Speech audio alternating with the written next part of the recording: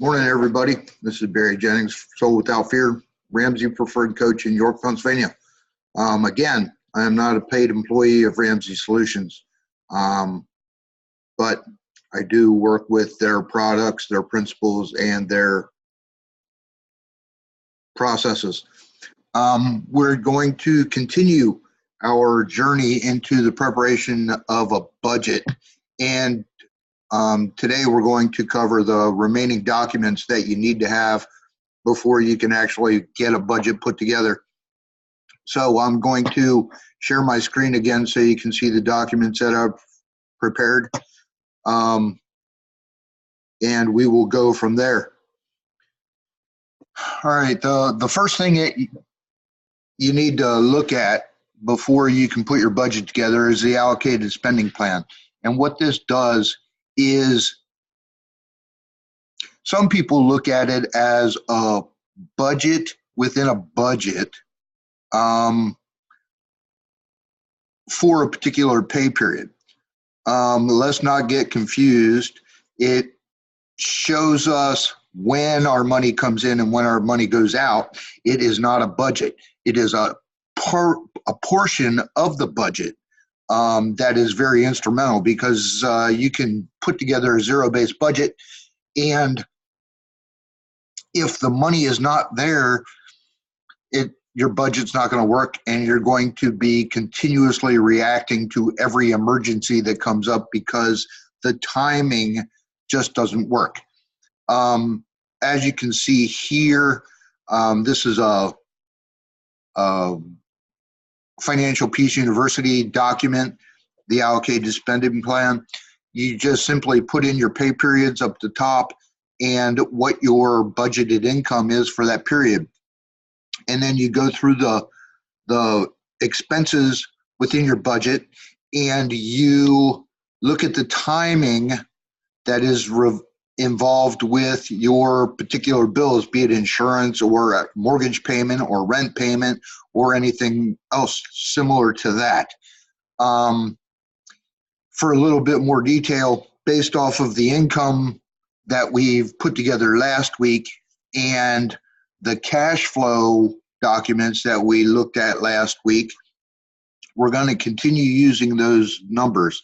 Now, this could get a little confusing, because personally, I'm in the habit of paying my expenses a month early, meaning that, just for instance, on March 29th, I will sit down and I will pay all of my bills that I can pay for the month of April in advance. But the concepts still work the same here. It's just the timing, your timing may be a little different than my timing. Because in this example here, on the 5th of April, when we expect to get $1,394.99 of income based off of our salary plus the cash that we have on hand, we can take that money to pay the mortgage for May. Again, this is just my preference. Call it an additional hidden emergency fund, call it whatever you want. But the fact of the matter is that on April 5th, we're going to have $1,400 and we are going to pay the mortgage of $1,200. And then we root through the budget items that we have, subtracting the monies that we need to have. Now, obviously, we can't go without groceries, so we have to put a portion of our income towards groceries. Now, we budgeted $100. We don't need to spend $100 all at once, so we just cut some of that out. And we put $50 into our envelope for use for groceries as the need arises. The same thing with gas and oil for our car. Otherwise, we are not spending any more of the money, but we've allocated 100% of our income for the expenses. On the 12th of April, the process is continued. We get another shot of income and we start paying the expenses that we have listed on our budget. And over here on the right, you can see that we're projecting $387.73, which is 10% of our income for tithing, but we're not going to pay that until the 19th of April.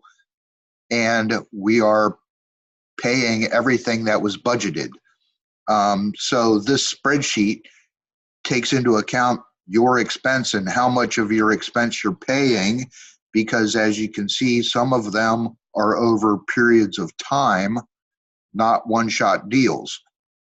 And then you also, down at the bottom, have your zero to make sure that you're not overdrawing your account.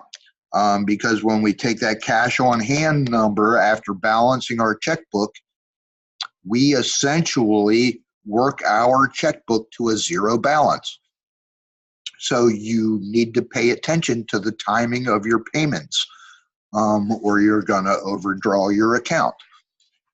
The other thing that we need to look at before we start putting our budget together on paper is irregular income. Now, irregular income is anything that is overtime, or you sell something, or somebody gives you money for a gift, or wherever you get money for that is not part of your budgeted income, because you work 4 or 5 hours of overtime, whatever the case may be. One of the things that you do is you list the things that you haven't included in your budget that you would like to pay for if the money is available. Say that last month you managed to pay off $3,000 worth of debt. You closed 3 credit cards. You paid off 3 balances. It's perfectly acceptable to celebrate that victory. One of the ways that you could consider celebrating is going out to eat, which is something that's not in your budget. So if you decide that you're going to spend a little bit of extra time at work to earn some income, you can, if you make enough money to cover that, then you can plan accordingly. And again, here I have another example that I threw together. In the event that I were to generate irregular income during the month of April, the first $100 that I would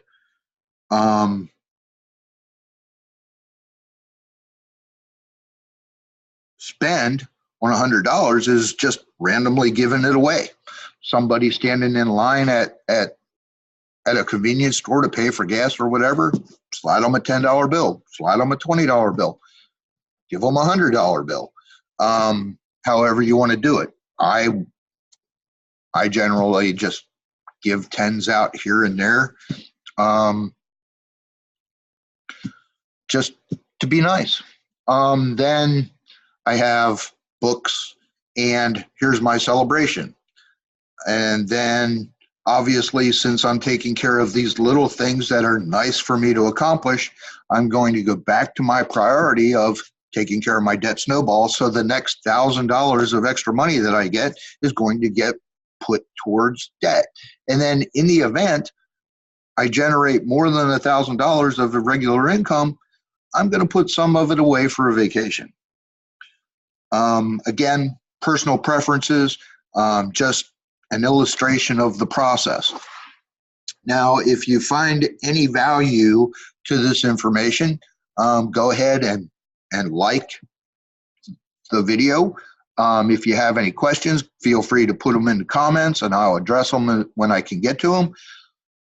And if you'd like to receive these follow-up videos when I make them, feel free to subscribe.